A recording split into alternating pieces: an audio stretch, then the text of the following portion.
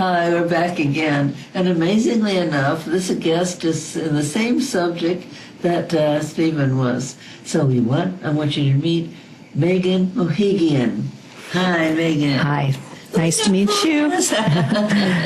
How are you today? I'm very well, and thank you for having me. Oh, it's a great thing to have. I especially like to have poets because, like I say, it's not anything I can do. So I appreciate our poets. And when did you start getting interested in poetry?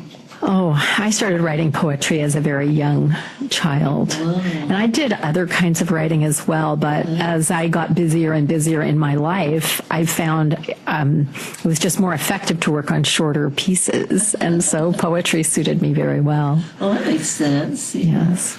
So did you study specially for writing or what? I did. I have a BFA from the California Institute of the Arts and an MFA in creative writing from California State University, Fresno. So fabulous. I've been writing a long time. I think so. Yeah. So what did you want to share with us today, Megan? Well, I'm interested in just letting people know that my collection Sightlines is available, and I'll be doing a couple of readings, teaching a workshop Saturday at the Gillis branch of the public library, which is a free workshop at 2 o'clock.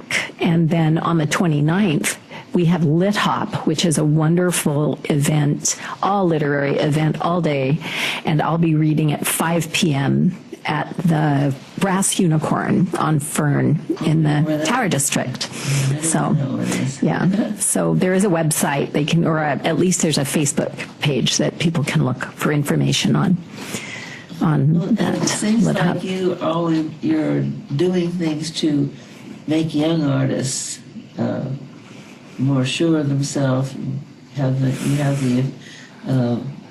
The Respite by the River program. That's a program of the San Joaquin River Parkway Trust. It features live readings by authors paired with musicians, live music, an hour of each. That's also a free event, and we have our first coming up at the end of April. It runs in the nice weather season because it's out of doors at the River Center on Old Friant Road. And I'm the one who organizes the writers. So, is there a special thing that the writers have to be write any special? They have to be published writers generally, and there isn't a special thing. We have nonfiction writers, fiction writers, poets. We haven't had a playwright that I know of, but I suppose that could even happen. A couple plays. So anyway, yes, that's how we. Well, that's really interesting. I like to see the people getting out and being seen because it really helps. You don't realize just, I'm just in this little place, but it really isn't. It's a big place. Any time that you can get your work out where people see it, I think is good. Well, and Fresno is a wonderful writing community. We have many talented writers here. It's amazing. It's also a great artist, fine arts and things. And music as well. Yes, terrific. It's just good for all the arts. Yeah. It's a little haven for the arts, I call it. Yes. Listen, I would like to talk to you later about maybe reading one I have for my book that's just published. Well, I'll be happy to talk to you about that. That would be good. Yeah. And tell everybody one more time exactly what times you do it, because sometimes the first time they... Right. Well, if anybody's interested in writing poetry, and even if they have no prior experience, you're welcome to come to a free workshop at 2 o'clock Saturday.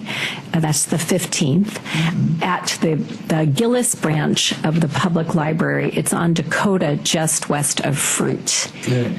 And then Lit Hop is a major event. This is the second year. It was started by our Fresno Poet Laureate, Lee Herrick, and it was extremely successful last year, and I think it'll be even better this year. And one of the featured writers will be Gary Soto, who's very well known, native of Fresno. Well, that is fantastic. So, I'm so glad you came in today to tell us about those things, because we have to be, those that don't write the poetry have to be there to be the audience for the people who do. You know, Right. we gotta get out of our house and go support people, right? Well, and I also think poetry is a natural reaction, and that many more people write poetry than admit to writing poetry. And it would be wonderful if they learned to develop their voice through that art. That's right. You gotta be an actor too, in a way, because you gotta express what you're teaching, what you're sharing. So anyway, I'm so excited about it, and I know that there will be other things coming up that you want to come and tell us about. Sure. And we'd love to have you come back and do that. Thank you so Wonderful. much for coming in today. Well, thank you for having me. Okay, thank you, Megan. We'll be right back.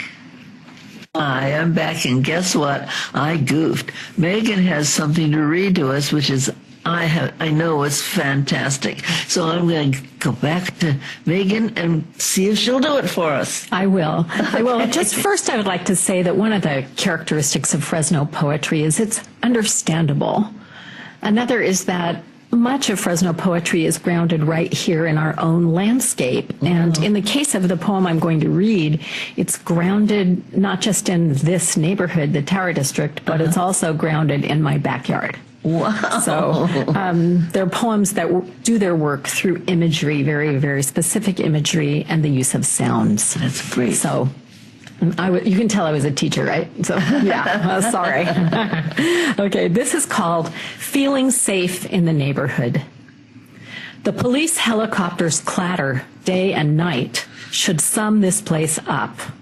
But I keep being distracted by purple wisteria that hangs over the wall, heavy blooms fragrant as grapes, and iris waiting to burst, yellow or blue from the spears of their leaves, a mystery solved. 100 feet up, the bird skids through the air in idiot circles, rattles my bedroom windows, makes the kitchen light sway as if pushed by a warm wind. Its pulsing racket comes and goes as it orbits, moves away, crawls back, even louder. On the feeder, backyard birds explode away in a shower of feathers and seed from the diving attack of a red-shouldered hawk that swoops down hard upon them, but snatches only air in its talons.